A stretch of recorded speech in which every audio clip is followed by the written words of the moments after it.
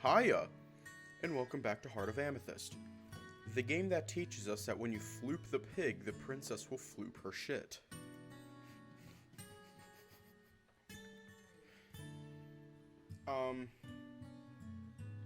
Can't really think of much else that can be said, so let's just hop right in.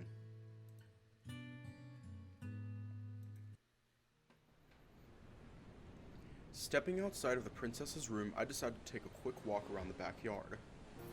I find it relaxing to be here at night as there are many things that I enjoy. The cold breeze from the lake, for example, which makes my fur stand up and my body shiver. The night sky is bright and beautiful as always, with hundreds of stars shining above. Man, I could just drop on the ground and fall asleep on the spot with the beautiful sound of the waves as my lullaby. Still, I should drop that idea. I know the cons of sleeping on the ground very well. Besides, my very comfortable bed is waiting for me. I can't help but admire this amazing scenario. Being away from the city has its perks. You get to enjoy quiet places like these. Taking a few steps towards the shore, the training area comes into view. I'm not going to lie, seeing it fills my heart with dread.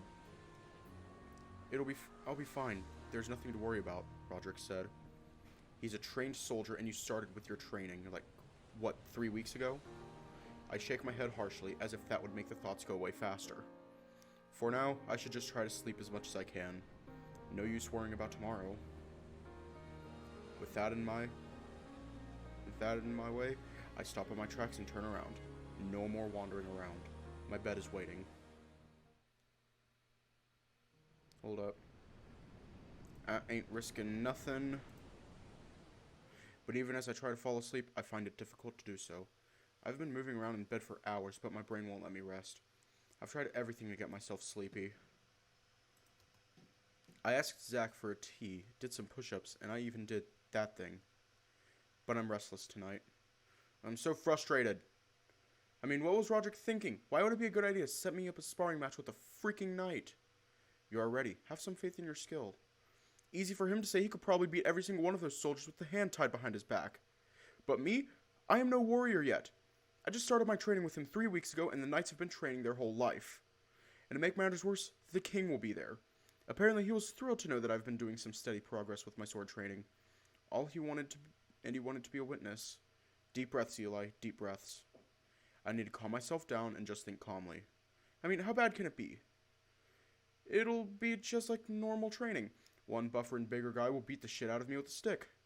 Nothing that I'm not used to by now. It should be simple. In fact, it should be easier. I'm sure no one can hit as hard as Roderick. Let's be honest though, that isn't the reason why I'm this nervous. I'm nervous because this is the first time I'll be fighting for real, even if the swords aren't real. Yet. What if I freeze? What if I don't manage to do a thing?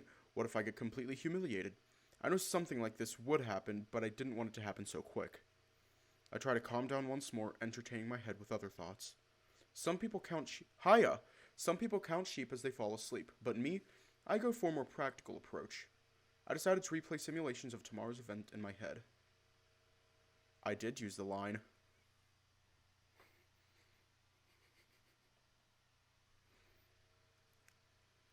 That did the trick, as I eventually fell like a rock. Oh. Fear for a second. Next morning came sooner than I expected. When I woke up... VODs will be on YouTube. Next morning came sooner than I expected. When I woke up, I felt as if a bull had run me over at night. My muscles felt a little sore and my eyes were about to fall off. Luckily for me, Zach had prepared a nice and warm bath. I stayed in it for like an hour just enjoying myself. Then as we were having breakfast, both the Callus and Almond agreed to let me use the rest of the morning to get some last minute practice with the sword. Oh fun! So I've been doing that for the last 2 hours. Following Roderick's instructions, I've been reviewing some basic stuff. Imagining myself in the real battle, ready to strike some head down. It's silly, but it works. And it's very simple, to be honest. I just need to imagine myself in different situations, such as... Look out, the enemy is throwing a horizontal attack. How should I block him? Yes, exactly. That way his sword will properly impact with mine and it won't lose grip. Besides, there will be no opening for him to continue attacking. It'll force him to back down, at least for a few seconds. This is the basic of the basic I must know it by heart. Now that I think about it, it was the first thing Roderick taught me. Second thing he taught me was how to follow up a successful block. Now the follow-up action depends on how aggressive my enemy is behaving. There are 4 possibilities in most cases. If the enemy retaliates quickly after the first block, then the best thing to do is block again. But that will only apply if his swing is within blocking range. If he's swinging too low or too high, then it's better to dodge. That should give me some space for breathing. The third possibility is to attack, but this comes with a high risk as the enemy can block or parry me.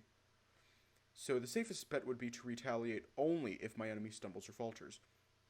Lastly, we have the parry, a very powerful technique that has an even higher risk. Parry is the best way to disarm an enemy and leave them vulnerable. It's quite useful if you don't want to go for the kill.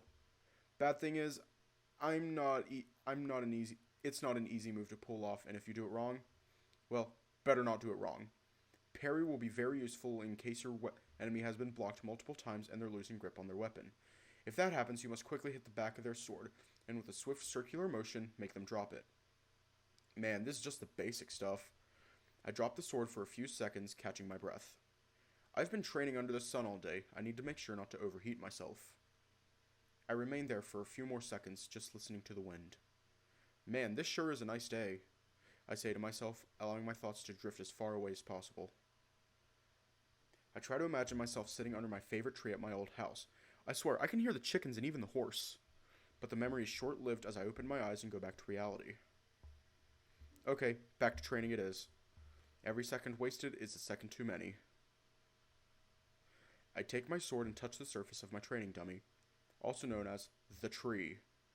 I can notice the bruises that I've left on this big fellow over the days. Just say stop if I'm hurting you too much, okay? I know you're a tough guy, but I don't want to overdo it. I'm so silly. Anyway, here I go. It's coming from the right. It's coming from the right. Bam. Yes, perfect. This is good. But he retaliated quickly. The second blow is coming from the top. Okay, I'm doing good so far, but I can't let my guard down. Especially now that he's going for my legs. Yes, this is good. Now that I've dodged his attack, the enemy doesn't know what to do. He's doubting. This is my chance to... Yes, perfect. I'm keeping him on his toes and he's falling back. If I keep this up, I'll tire him up sooner or later. This is a perfect chance to... Heck yeah, that's what I'm talking about. That was perfect. I pat myself on the back a few times, feeling accomplished with this little training of mine. If I fight like this, I shouldn't have any trouble keeping up with him. I really hope I don't forget all of this, though. My pride depends on it. I take some deep breaths and rest the sword against the tree. My heart is beating so fast that it could pretty much jump off my chest at this rate.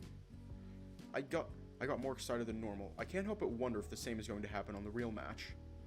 I should try to calm down and take a break.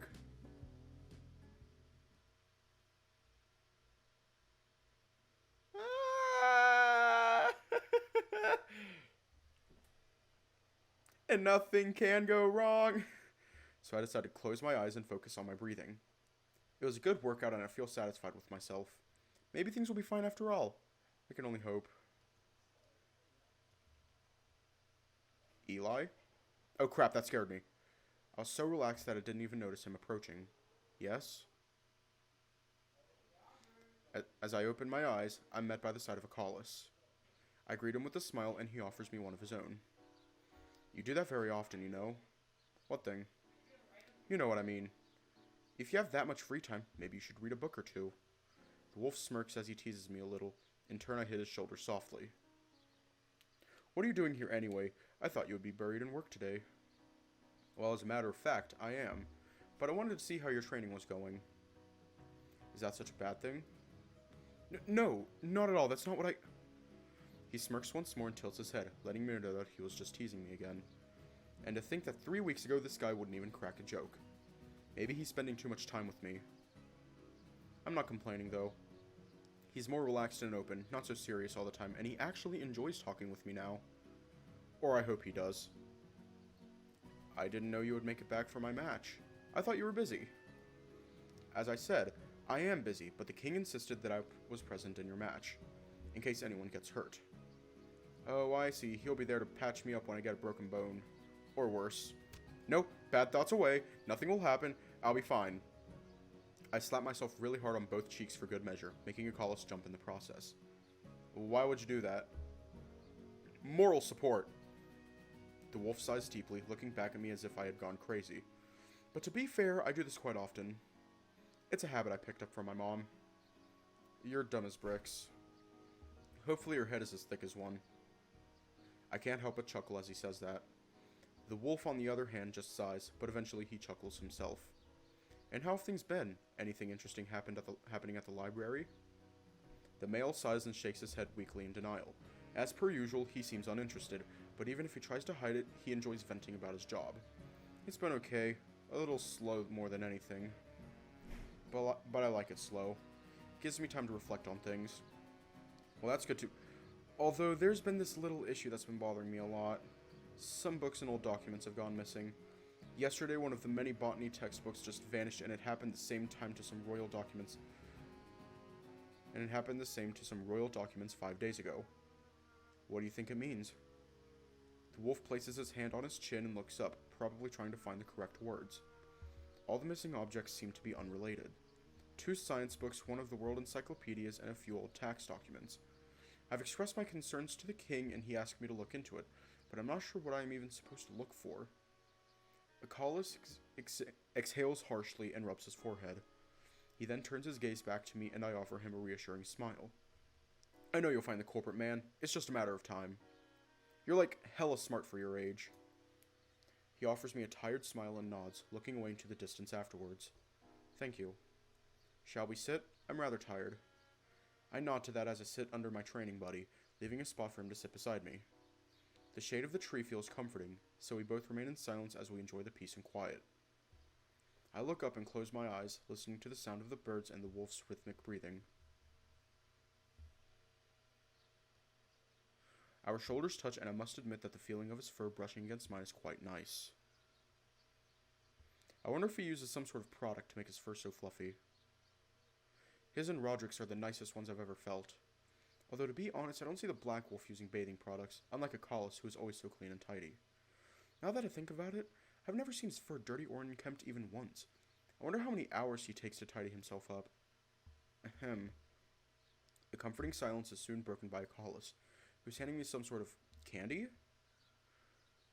I bought some before I left the city. It's quite the delicacy. Do you want some? Ah, he's shy. Ah. I take a look at the candy. It seems to be some sort of milky product put on a stick and hardened by fire. I then give it a sniff. The smell is quite sweet but acid at the same time, like a lemon frosted with sugar. At first I don't think much of it, but then it seems to hit the right spot on my nose. The scent turns into a musical parade playing inside my snout. Is it really okay? Looks expensive. So that means you don't want it? Fine, I'll eat it myself then. No, wait, I'll eat it. Really? Because... Gimme! So aggressive.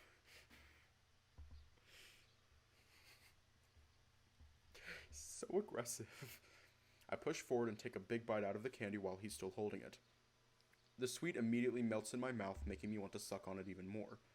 The texture is sublime, really soft and puffy, as if I'm eating a cloud. And the taste. By the goddesses, it's indescribable. I've never tasted something so sweet, yet there's an acidic core that gives it a nice contrast. Are you quite done? While I'm still sucking on the stick, I look up. Callus's cheeks have gone fully red and his facial expression is unreadable.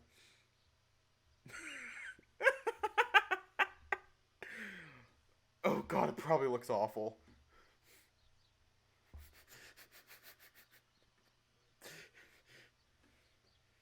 She will bend over and suck on his candy so tasty made of butterscotch.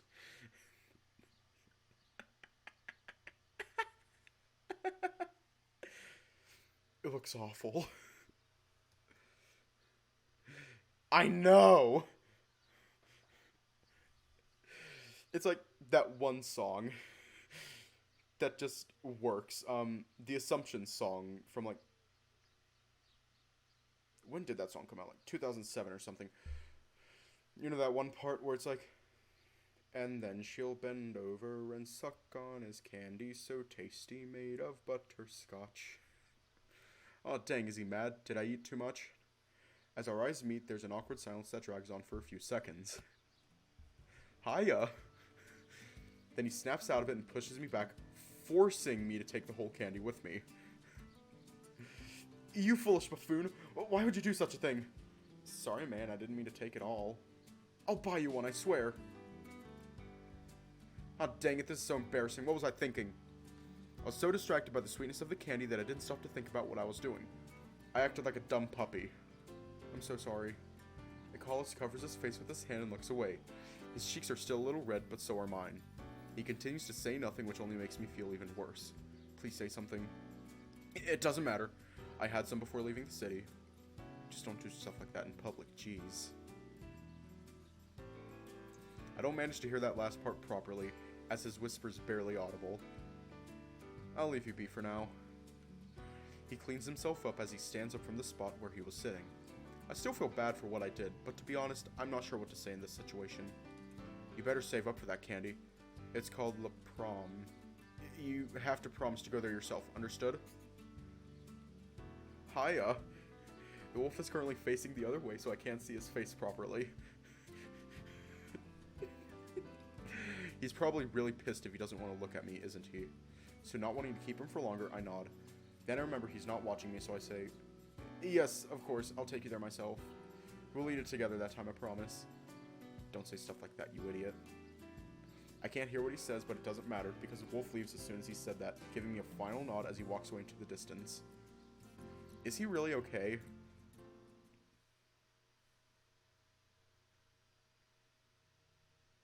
That was fucking glorious. That was beautiful.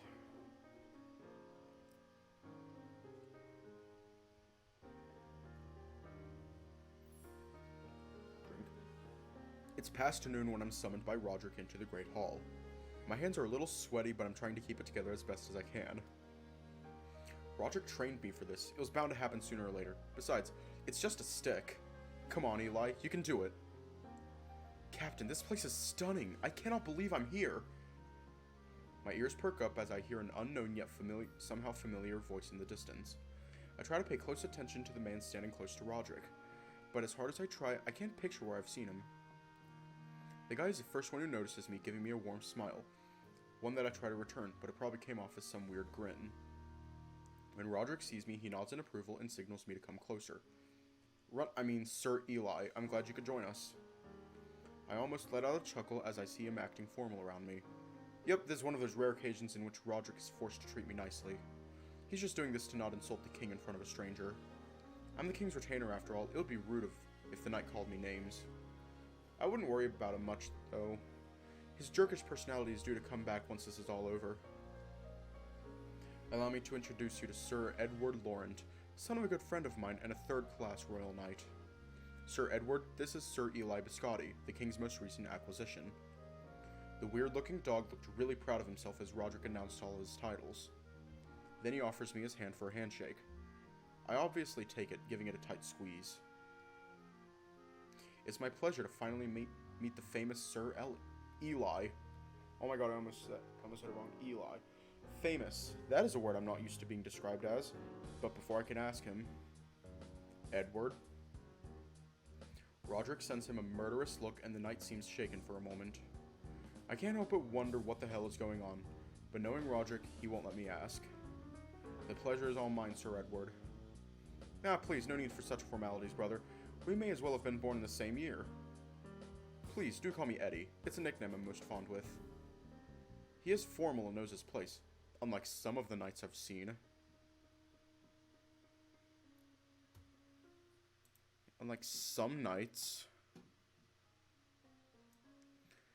I'm not trying to, like, point anyone out. I'm just saying, like, unlike some knights, he might be standing in this very room. He might be standing in this very room and looks a lot like another character. I'm just saying. We're totally not describing someone who might be the only person on the screen right now.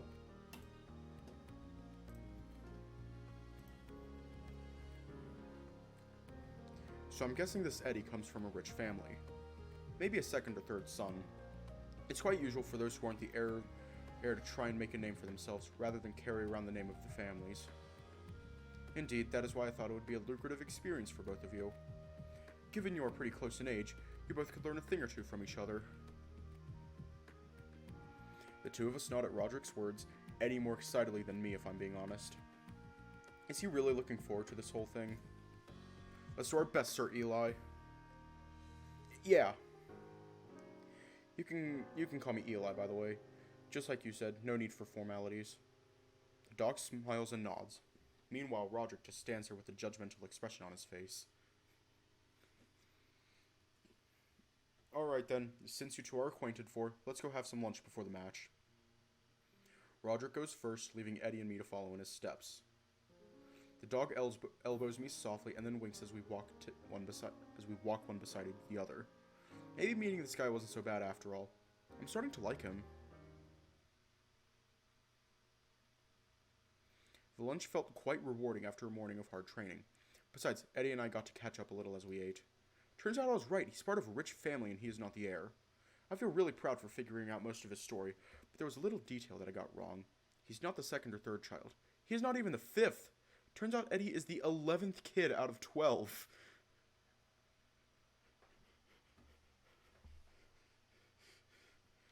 Oh no. Oh no.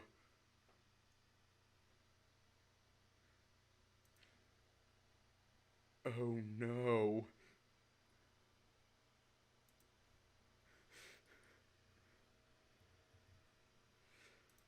Oh no.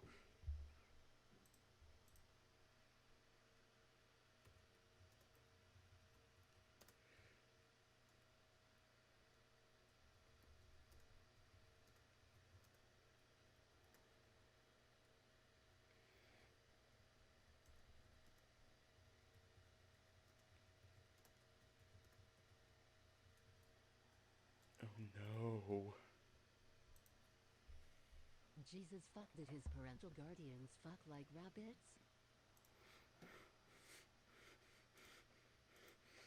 Just oh no. His family heeds from Flugel and his species is called desert wild dog. According to him, his ancestors used to live in the wastelands, but they were cast out by the barbarians and forced to settle in Flugel. Soon after that, they made a fortune as a merchant family by trading great quality ores they brought from the wasteland. That's like really lucky. I mean, don't get me wrong, they seem like nice people from what he lets on. But damn, most people just don't turn rich so easily. Eddie and I end up walking all the way to my tower. Roderick left mid-lunch and he nicely asked me to keep Eddie entertained while he was away. I literally had no idea what to do, so I just asked him if he wanted a tour. He said yes, and here we are. This place is really marvelous. You're quite lucky if I may say so myself. Whatever you say, man. I see this more as a fancy prison.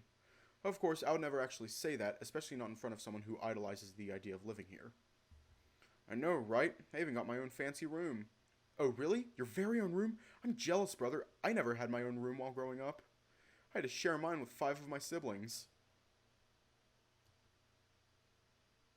Is that so? I thought you would each have your own personal room. Only because I told you we were rich? Nothing furthest from the truth. Even if we are wealthy, we still lived in quite a humble house. Father says it was built by my great-great-great-grandfather. I'm probably missing a grade or two, but you get my point. It's family legacy, so I proudly say that I spent my puphood living in a small house. My cheeks grow a little red as I'm caught assuming things I shouldn't. Happens more often than not. I should learn to keep my big mouth shut. Did you really sleep with 5 other people? Must have been really uncomfortable. To undo my mistake, I try to switch the topic somewhere else. Indeed it was. There was no sense of privacy, and the smell of mail was quite potent at all times. Sometimes my older brothers would come back from a long day at work and fall asleep without even bathing. I don't know what to say to that. It doesn't sound so bad to me. I mean, being stuck in a room with 5 sand dogs such as him, who smell strong and have to sleep close to each other. I'm not even going to finish that thought. Dear God. God damn it, Eli. What about your brother? How's your life growing? What about you, brother? How's your life growing up? No, don't finish that thought, Eli. Stop thinking with the wrong head. Oh, me? You want to know about me? There's really not much to say. Like I told you, I grew up in a cabin by the woods with my sister and my parents. I told him an altered version of my past, in which both my parents are still alive and they live by the woods with my sis. Apparently, I just came here looking to be Mr. Biscotti's apprentice. This sure is a nice view, isn't it? As I try to, not so subtly, change the subject, he doesn't seem to mind though. The dog just smiles and nods. I smile back at him and then walk a little further into the corridor. I lean on a wall close to the open holes in the corridor, enjoying said view. He follows and gets his head out, getting hit by the strong summer breeze. Being up here makes me feel like I'm the actual king. He blurts out of the blue, taking me by surprise. I mean, being king must be cool and all, but according to what the old man has said, it's not the most rewarding job. Would you like to be? Who wouldn't? I wouldn't, but he doesn't need to know that, so I just shrug it off and pass on to another topic. Is it hot like this from where you hail? Not at all. Flugel is a territory among mountains, like most of the Canine Empire, so it's rather chilly. My family's fur is not made for cold weathers, so when I came to the capital, it felt like I was meant to be there. But let's not talk about only me, Eli. How about you? Tell me about the forest you came from. It surprises me that he's so willing to talk about me. After all, he's a guest. I should be the one doing the talking. It was a wonderful place, so peaceful and full of life. Felt like a little paradise, away from the hand of men. Why did you move then? Must have been hard to live away from your beloved forest. He clearly has no ill intention, but talking about my past always makes me feel uncomfortable.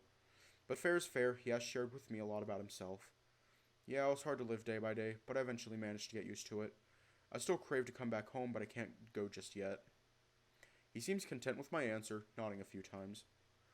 What do you guys do for a living? This Biscotti guy is a merchant from what you said, right? Yeah, we sell all sorts of goods in the market. And do you steal those? His comment took me by surprise. At first I thought it was a joke, but his face tells me otherwise. His whole attitude changed in a matter of seconds. He's not the easygoing guy anymore. He suddenly looks serious and very intimidating. Excuse me? What the hell is going on? Was that first impression a cover-up? Is this his real personality? Oh, please, Captain is not here anymore. Let's speak our minds, shall we? I refrain from saying anything. The change of pace happened so suddenly that I fear I'll say something stupid if I speak up right now. I wouldn't even know what to say, to be honest. Really, what the hell is going on? Look, brother, I'm not here to accuse you of anything. That was rude of me. But can you really blame me for being cautious? I know what you did, and in case you didn't know, it caused a lot of trouble.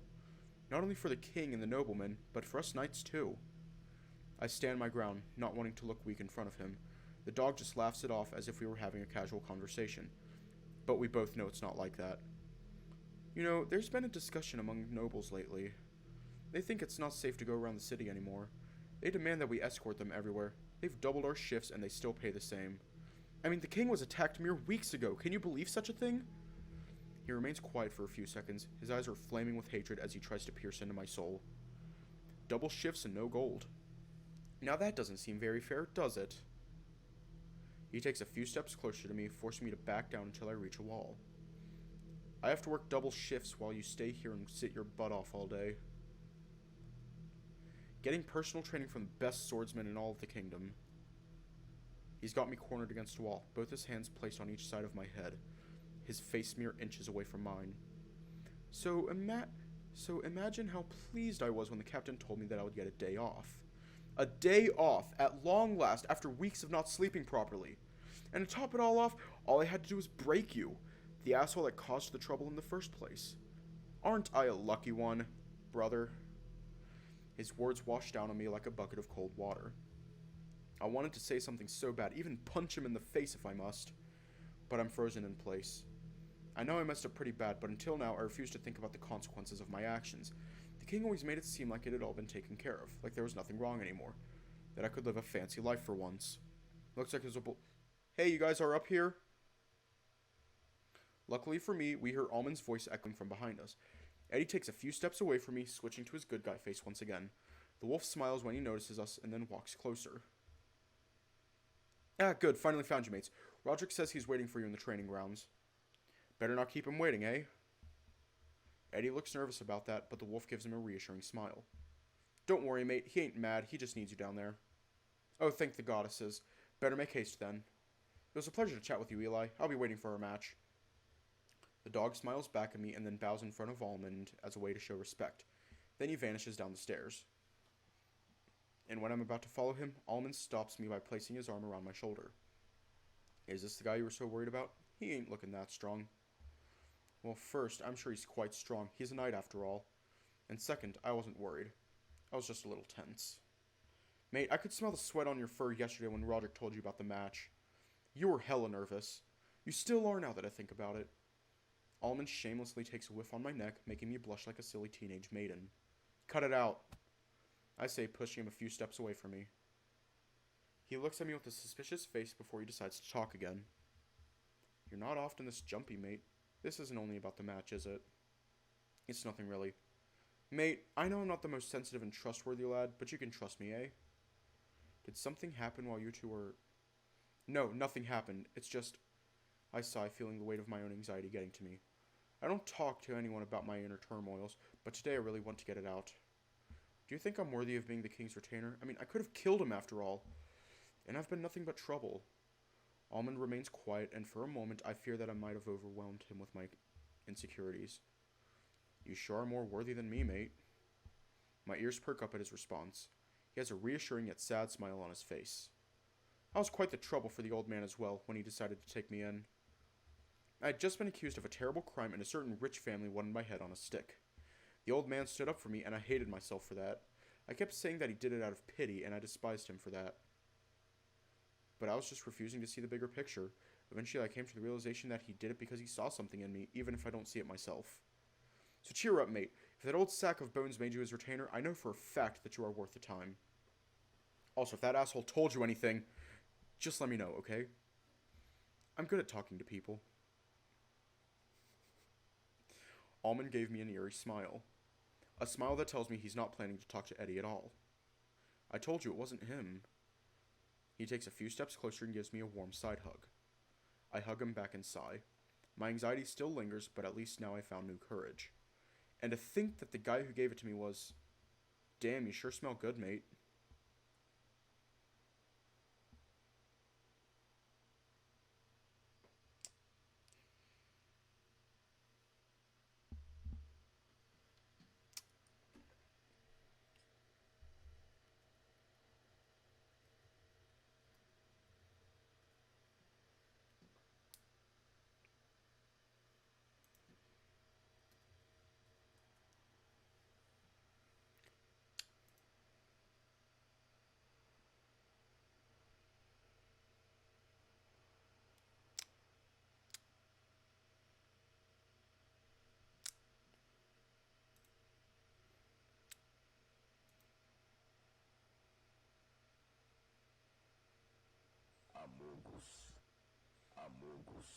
That is not the one that I was looking for. Is this it?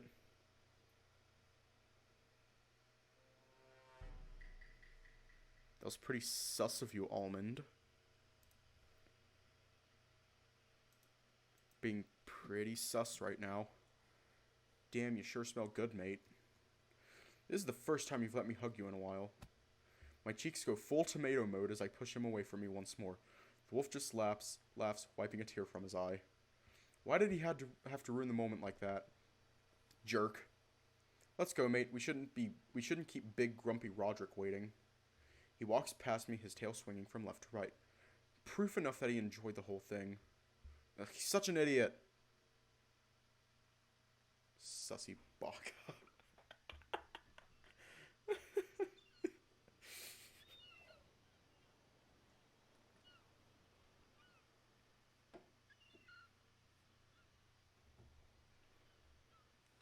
Roderick calls us into the backyard.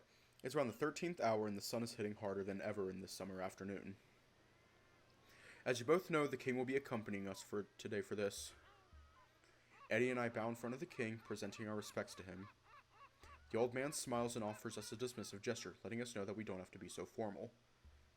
Also joining us, we have Sir Callus and Sir Almond, both king retainers such as Sir Eli and myself. Eddie grunts but soon hides it with a smile and a nod. He probably already knew of all that, but Roderick, it's just being overly formal. Alright then, given that there's no need for further introductions, I'll explain the rules. This will be a spar with wooden swords, no armor or any sort of protective gear is allowed. Aside from that, the only valid moves are those that involve the use of crim. This is supposed to be an exercise to test your strength, stamina, and technique, meaning that the use of magic would be an unfair disadvantage to the other part. Is it all clear? Eddie and I both nod at the same time, the Black Wolf then nods in return. Alright then, we'll start soon. Get ready. As he finishes saying that, Roderick signals me to follow him with a quick tilt of his head. I follow his lead and we both end up a few feet away from everyone else. The wolf is looking at me with a severe expression, making me feel tiny in turn. Listen to me, Runt, you have to win. Gee, talk about pressure. Do you think I don't know that? Wish I could tell him that, but instead I just nod. This is not just an exercise, this is a test for both you and me.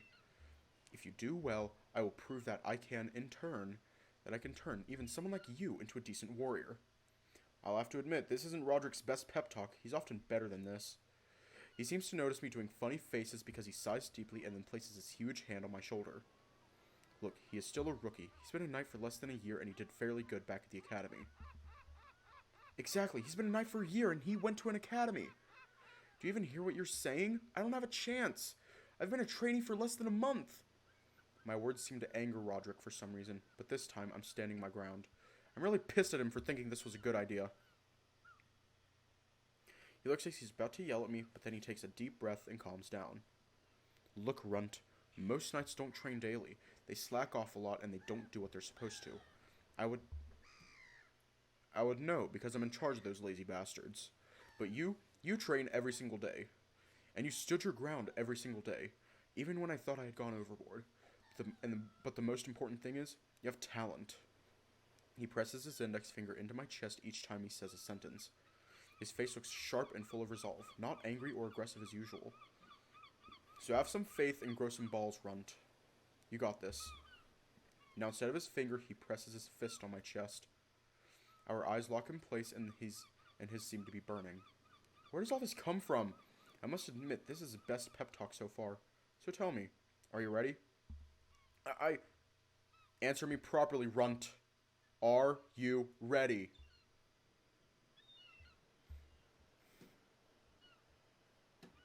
His eyes seem to be piercing a hole through my skull as he's not even blinking.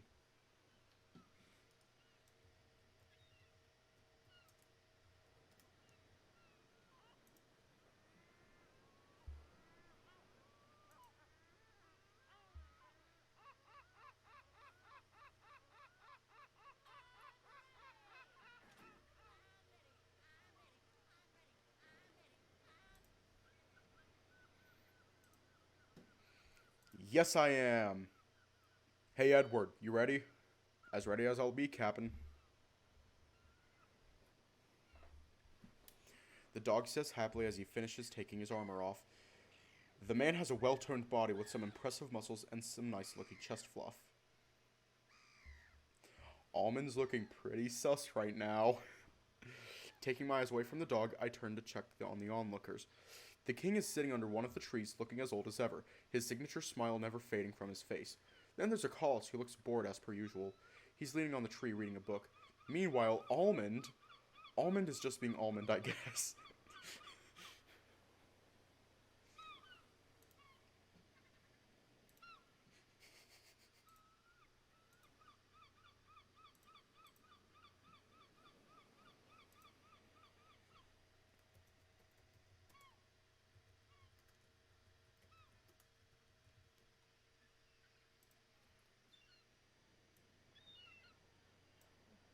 I'm just going to put this down here.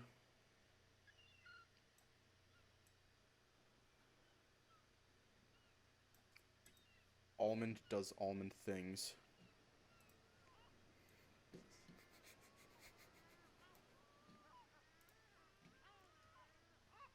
He's giving Edward some angry looks, but he tries to play it cool when he sees me staring.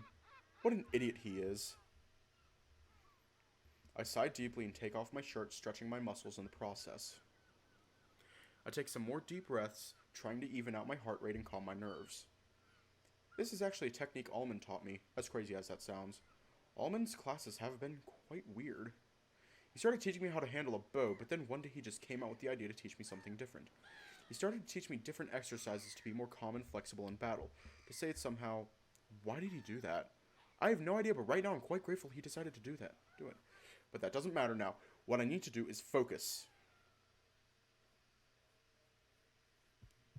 So I close my eyes for a moment. I try to review all the things I've been learning for the past 3 weeks. My mind wanders to the many times Roderick almost killed me with his crazy training. But at the same time, I think about the way he tries his best to make something useful out of me. I remember the countless hours I've spent studying books and maps. Callus came off as cold in the beginning, but he's really nice. He answers all my dumb questions and we end up having a laugh out of them. And lastly, I picture all those afternoons with Almond. He's the funniest to hang out with when he keeps his hands out of my pants. Those three are so different, and yet they've done their best to teach me. I won't let them down. I'm ready. I can do this. I am no coward. Oh wow. When I open my eyes, I'm at an absolute peace of mind. I hold my sword high, keep my feet steady on the ground, ready to give it my all. Are you ready? Sir Eli? Yes. Alright then, begin. The Black Wolf yells loudly, taking a few steps away from us. I eye Eddie from top to bottom, analyzing every detail about him. He's got a loose stance, his sword is pointing down, and he is grinning, which clearly means he's underestimating me.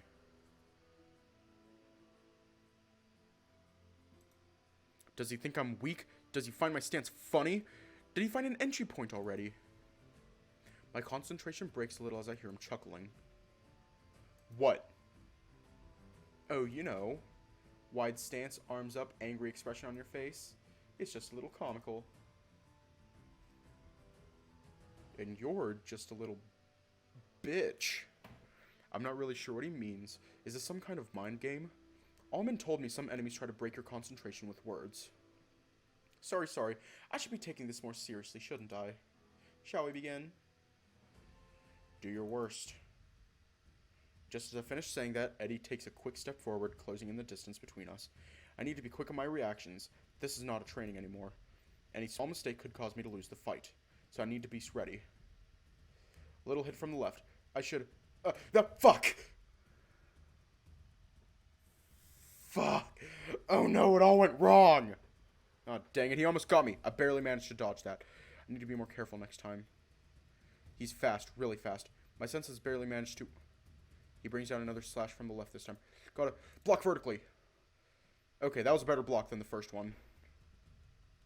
I should save.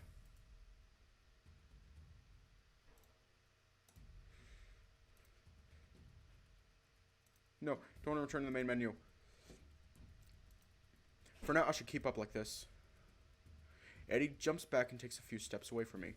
His footing is loose and he's not staying still. And his stance, he doesn't have one. He's just moving around as if this was some sort of dance. Not so bad, all things considered. The captain has trained you properly. I wish I had that kind of luck. Here he comes. Up. Left. Right. He stumbled back. It's an opening. Crap, I almost had him, but he jumped out of the way at the last second. We were both panting at this point. He's still smiling, but he's clearly taking it more seriously now. Wow, you're quite good for a criminal.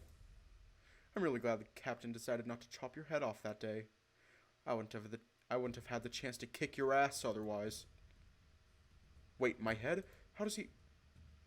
You were there. Aw, I'm glad you remembered, brother. Although, to be fair, I had a helmet on that day, so I don't blame you for not recognizing me immediately. I see, so he was one of the soldiers from that day. That's why I thought I knew him. He seems to notice that I'm spacing out, using that opportunity to get close to me once more. From the right. Left. Up. He's aiming for my legs. I barely managed to dodge that one, but he's unstable now. There, I see an opening. Or that's what I thought. Because before I could notice, an immense pain spreads from the side of my knee. The second swing comes faster than I was expecting, and my vision gets blurry and I start to lose my footing. Little black spots appear on the edges of my vision and I feel sick.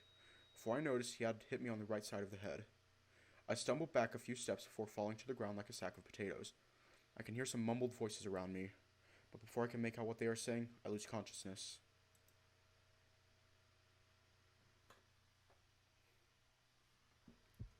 I can hear some mumbled sounds all around me. They all seem agitated. I try to move around, but soon enough the pain rushes over me like a lightning. This headache is unbearable and I feel like throwing up. A pair of hands move to aid me, keeping me low on the ground. The touch is soft and kind, but there's a certain soapy scent in the air, so it's not hard to guess who this is. Stay still. You have a concussion. Soon enough, my suspicions get answered by a caring voice that talks directly into my ear. A Callus' hand moves from my neck to my face, which I can't feel.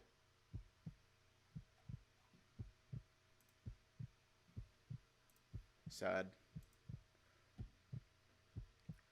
So I can only guess he used that weird ointment again. How are you feeling? Like the world is upside down. Isn't that how you always feel? Not in the mood. I say as I grunt, trying to stand up once again. The wolf helps me get back on my feet, putting my arm around his shoulder. I don't know. Once I'm secure on my 2 feet, he lets go and I finally open my eyes. That proved to be a bad idea, as the intense light of the afternoon only makes my headache worse. Take it easy, Eli. It'll take some time until you recover. Thank you. Both Roderick and Eddie approach me as they see me stand up. And while Roderick has a concerned look, Eddie's face looks pleased. Bloody asshole. You probably aimed for the head on purpose. Thank the goddesses you're fine, Eli. I'm so very sorry. I didn't mean to. That's enough, Edward. It was a fair fight. Don't insult your opponent with unnecessary apologies. Darn it, does he really have to say it like that? If nothing, this is all his fault for setting up this stupid match. Yes, it was a good fight. I got careless and it was just an accident. I pretend to act like I don't care, but I want to kick that smirk out of his face so badly. Probably a bad idea, though, given my state. What matters is that you both learned something from this fight. And an amazing fight it was. The king and Almond approach us from under the tree. How are you feeling, boy? The king asks me with a hint of concern on his voice. I'll be fine, sir. Thank you. Wonderful. I wouldn't want my younger retainer to be ruined this early on. The king laughs, but no one follows. Looks like he's the only one who finds it funny. Anyway, gentlemen, would you please allow me to have a word with Sir Eli here? They all nod towards the king, no one daring to say anything to his request. They all move at the same time, except for Callus. He doesn't move an inch, as he's probably still worried about my well-being. I reassure him with a smile, easing his concerns. So he finally leaves. Are you sure you're okay? That was quite the beating. The king says once everyone has left. I look back at him with a tired expression, but say nothing. I'll be fine, sir. Thank you. I see. You're still young. You'll heal up in no time, I assure you. Still, that doesn't mean it won't hurt. The old man nods and we both remain in silence for a while, just enjoying the afternoon. It's been 3 weeks since I brought you here. The old man finally breaks the silence. He places his tiny hand on my back and smiles, but this time his smile looks worried. He fixes his face as soon as it came, going back to his usual self. Your Highness, are you alright? It's quite alright, my boy. My mind just wanders from time to time. It's an effect of getting old. But it's not why I wanted to talk to you. I believe this is yours, isn't it? I cannot believe my eyes as the king hands me. How did he get this? Why does he... Wait. Of course! Had it on me when Roderick apprehended me back in the city.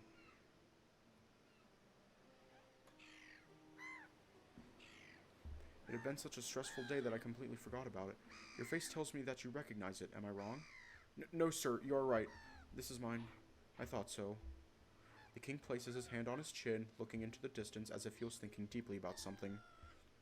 It's okay if you don't, but... Mind telling me how did you come across it? I feel my guts revolting inside of me. Does he know something? Maybe he does, and this could be my only chance at getting info. What if he's planning to do something? Can I really trust this man? My mind is going faster than ever, and I just freeze in place, unable to muster a single word. I see. You must have your reasons not to tell me. I don't blame you, Eli. Talking about the past is such a hard thing. But you should know I am also interested in the meaning of that object. So I want to task you with a mission. I gulp as I hear him say that in such a dramatic way. What could it be that he wants me to do? I really hope it's nothing dangerous, because after today's event, I don't think my heart can take much more of this. But who am I kidding? From the start, I had the feeling things would only get crazier. You know, my grandson has organized a wonderful dinner for me. It'll be held 2 days from today in Yagner's castle, but we'll be leaving tomorrow. After all, there's some errands that need to be done. But I can't do them all on my own, after all. I'm so old. So would you be so kind as to do those for me? I'm sure if 1 or 2 of my retainers go around the city doing my bidding, everyone will allow them passage anywhere they want. Wouldn't you agree, Eli? My heart skips a beat as I hear him say that. This is it. This is what I needed. I will finally have my chance to search for information in the higher city. Yes, I'll do it, sir. I shout before I notice it. Looks like I won't have to worry about those pesky errands anymore. I'm glad. He smiles back at me, and in return, I give him the brightest smile I can. At this point, I don't care if this is a scheme or if the king has ulterior motives by sending me to investigate. He probably does if you think about it. But I don't care. This is the chance of my life, and I'm not wasting it. Alright, it's settled then. Remember, we'll leave tomorrow, and dinner will be the day after tomorrow. So you'll have to find an inn to stay. There's a rather famous one in the town plaza. They'll give you a room there if you show them this. The king hands me a sealed letter. Now this looks a little more suspicious, but it's better not to ask. Give it to the innkeeper. He'll understand. He's an old friend. The king pats my back one last time before turning around and walking a few steps away from me. But he stops in his tracks, though, seemingly remembering something. Oh, and make sure to take one of your retainer partners with you. It would be rather dangerous to go alone. I'll let you choose who to take with you. I'm sure they won't have a problem with it. And with that, he finally leaves for good, giving me space to ponder the question. Who should I take with me?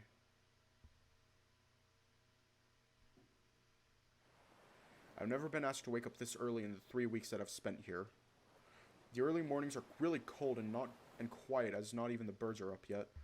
I'm currently leaning on my good old friend the tree, who is replacing my comfortable mattress as I'm trying to get some last shut-eye before leaving. My eyes feel like they're about to fall off, and my muscles are a little sore after yesterday's events. At this point, I'm even starting to regret my decision. No, I can't think like that. This is the only shot that I'll get at exploring the higher city. I need to make good use of this opportunity. What I don't like, though, is the fact that I had to bring a babysitter with me. And he's late. I'm freezing my butt out here, and he has the audacity to be late. He, of all people. The same person that told me to go to sleep early, so I don't oversleep. I sneeze, rubbing my hands on my arms to keep myself warm. If this keeps up, I might catch a cold, which is weird because my coat should keep me warm. I mean my fur. I'm a damn fox after all, but I've never felt this cold in my life. Could it be that my body is still tired? Maybe I already caught the cold. Anyway.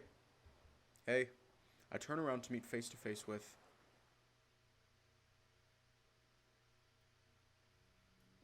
But sir, what about your bath? I crash on my bed as soon as I enter the room. My whole body hurts and my muscles feel like rocks, stiff and unresponsive. Not a good sign at all. I don't even bother taking off my clothes, I just drop my shoes beside the bed. Sir, I must insist, the sheets will smell bad if you sleep like that. Zach seems a little nervous as he walks beside me. Should I listen to the one in charge of taking care of me? I probably should. But the goddesses know how tired I really am. So just for one night, damn the sheets. Look, I'll cut you a deal. If they really smell that bad by tomorrow, I'll help you clean them once I'm back. I know.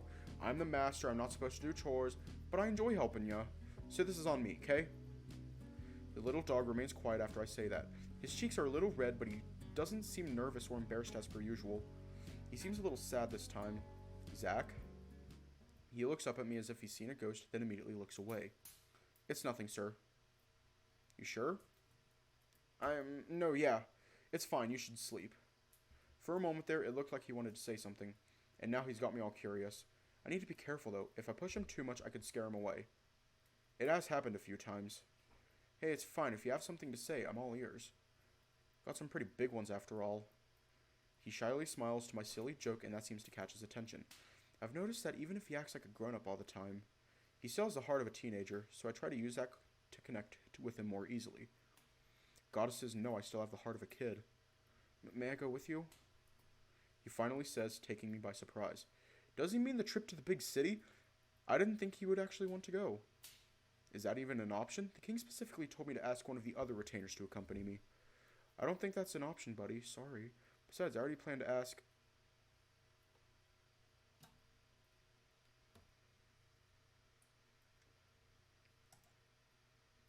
Which one?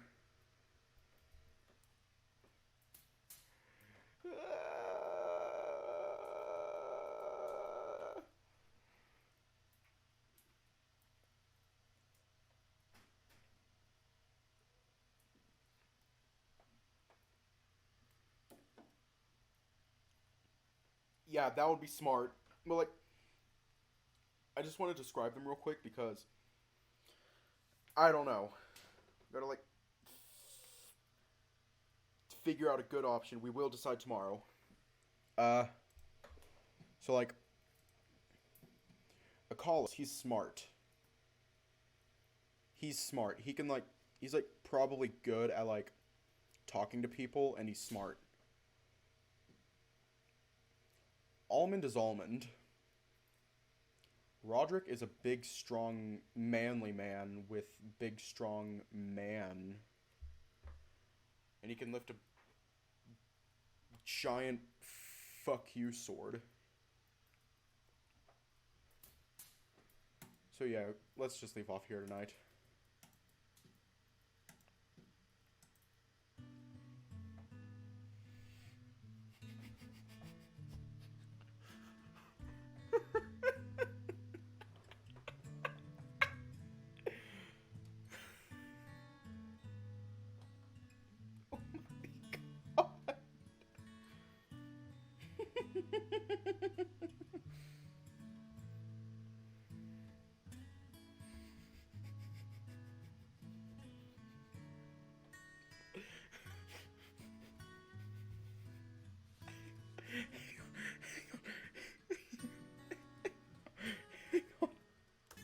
I have to make it. I have to make it now.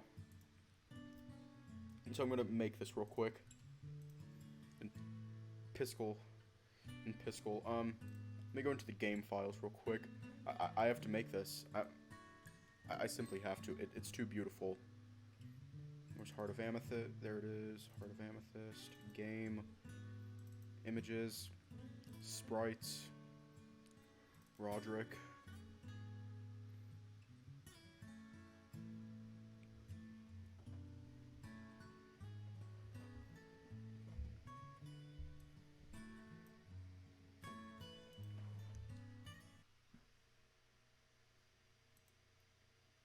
Aw, sad. What? What just... Oh yeah, I can't hear it anymore. Hang on. Hang on, Realtek just shit itself. Realtek just shit itself.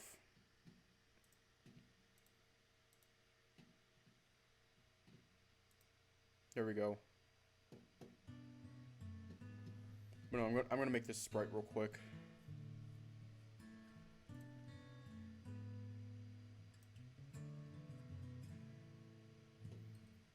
Hang on, I did that wrong.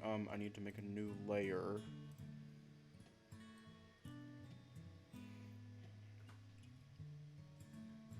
Oh my god, why does Piscal do this?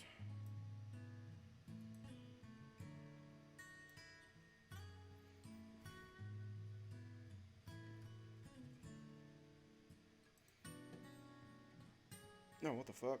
There we go. And then his knight outfit.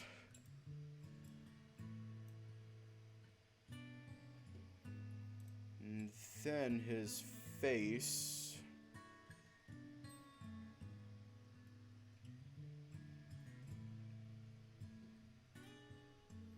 Does he have like a wry face?